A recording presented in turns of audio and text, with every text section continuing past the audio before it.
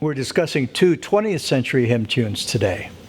The first is called Dunedin, set to the text, O love of God, how strong and true.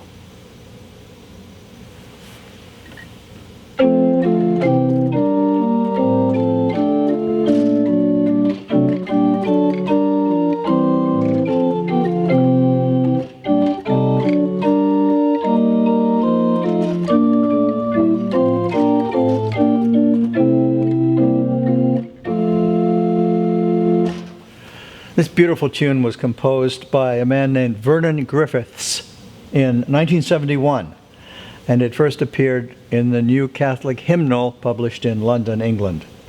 The composer was music director of the Dunedin Technical College in Dunedin, New Zealand. Its inclusion in our hymnal marks its first American appearance. It's a charming tune with strong architecture, sequences, unexpected turns, and a very gracious final cadence.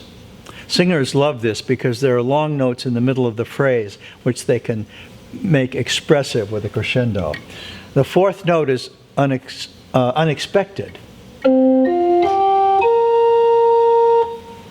Now suppose somebody had written this and made it more ordinary. Banal. Then we have a sequence. A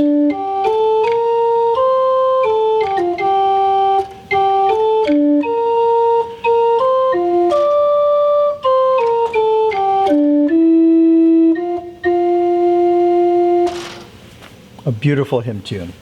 The second tune is called General Seminary. You remember we said that if you write a hymn tune, you can call it anything you want. You can call it the name of your street. You can call it your dog's name.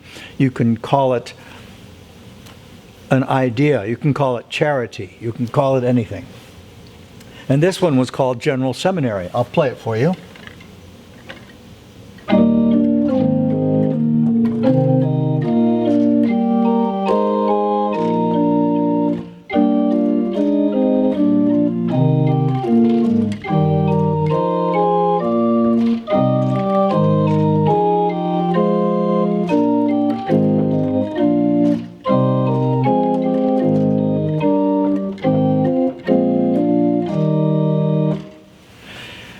It was composed by David Walker when he was on the faculty of the General Theological Seminary in New York.